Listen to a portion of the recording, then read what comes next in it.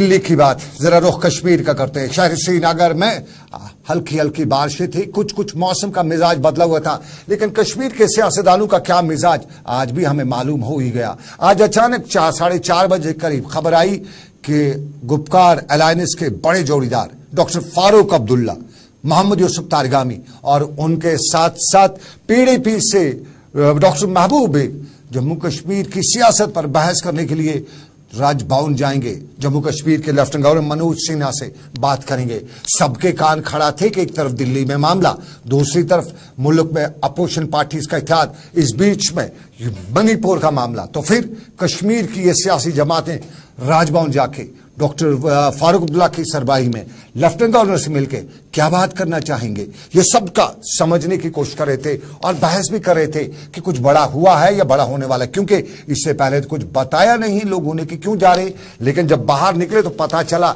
ये तो वही है, पुरानी कहावत है, कुछ सुर्खी बटोरनी है, कुछ इस मामले में रहना है। कुल मिला के बाद में पता चला कि इन्हें ऑटोनॉमी की पड़ी हुई है। और याद रखिएगा, ये वो ऑटोनॉमी नहीं है जिसके लिए नेशनल कॉन्फ्रेंस ने कभी बहुत कुछ दावे किए थे। ये ऑटोनॉमी सिक्किम शेर Kashmir institute of medical institute की ऑटोनॉमी का मामला था। और इस वक्त जब कश्मीर में एक तरफ हुआ मची हुई है, क्राइसिस है पावर को लेके, दूसरी तरफ 5 मरला जमीन दिए जाने को लेकर क्राइसिस है, पता चला कि इस पर तो कोई बात ही नहीं हुई। जब इनसे पूछा गया मोहम्मद यूसुफ तारगामी से, आज बाद दोपहर मेरे साथी ने अपने दूसरे प्रोग्राम में पूछा कि क्या 5 मरले जमीन पे बात हुई, क्या जम्मू कश्मीर में जो इस वक्त हीटर और मीटर का कस गया उस पर लेफ्टिनेंट गवर्नर की नोटिस में कोई मामला लाया गया, तो बताया नहीं, हम तो सूरा की सिक्किम की ऑटोनॉमी की बात लेकर गए थे। तो ये ऑटोनॉमी की बात जो सूरा की है, इसके पस मंजर में क्या कुछ था, मेरे साथी फैसल मुझे ज्वाइन करेंगे, हम उनसे जाने, फैसल हमारे साथ ज्वाइन करेंगे, हम उनसे जानने चाहेंगे कि क्या हो गया। लेकिन माफ कीजिएगा, फैसल से राब्ता नहीं हो रहा है। ये वो मामला है जो कश्मीरियों के लीडरशिप की शायद आदत है। कश्मीर की लीडरशिप शायद जानती है कि कश्मीरियों को भूलने की बड़ी बीमारी है और ये बड़ी बड़ी कहानियां भूल जाते हैं, बड़े बड़े मामला भूल जाते हैं।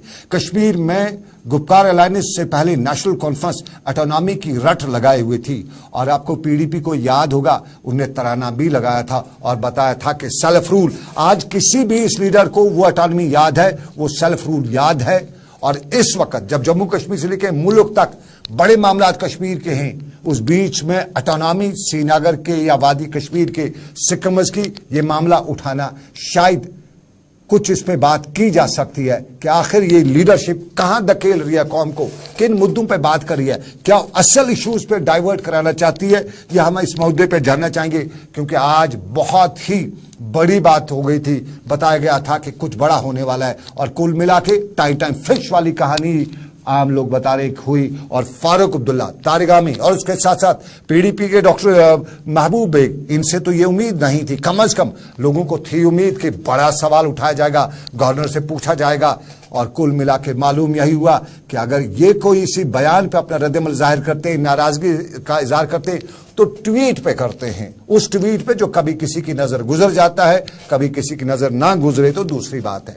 और इस मामले को लेके सवालों के कटघरे में डॉक्टर फारूक अब्दुल्ला सबसे पहले आते हैं, क्योंकि doctor Farooq Abdullah national conference की सियासत पे सवाल हर बार उठे हैं। आज भी कई वही पुराना राग ये जमातें दोबारा तो नहीं अपना रही हैं या अलाप रही हैं, ये सवाल पूछा ही जा सकता था। और जब बात ट्वीट की आई तो महबूबा मुफ्ती ट्वीट आज भी ना करती तो हो ही नहीं सकता था। जरा महबूबा मुफ्ती का हम आपको ट्वीट दिखाते हैं, ये मणिपुर के मामले में ट्वीट है, मणिपुर के मामले में महबूबा मुफ्ती का ये ट्वीट। और इस ट्वीट में बीजेपी के हवाले से बता रही है कि मगरमच्छ के आंसू बहाने वाली बीजेपी अभी तक, जहां पहले कल ही उसने बताया था कि बेटी पढ़ाओ बेटी बचाओ तो नारा है, लेकिन अमलन उस पर अमल नहीं किया जाता है। महबूबा मुफ्ती ने आज एक तरह से फिर उसी तरह का रद्दमल जाहिर करते हुए दिल्ली के जंतर मंतर में हुए मुजाहरे के साथ साथ मणिपुर में जो कुछ भी हुआ उस पर भी हुई बात हुई थी। लेकिन जरा फैसल के पास सीधा चलते हैं। फैसल, बहुत शुक्रिया मुझे ज्वाइन करने के लिए। जरा बताइएगा, महबूबा मुफ्ती का ट्वीट हटाइएगा, फैसल को बताइएगा।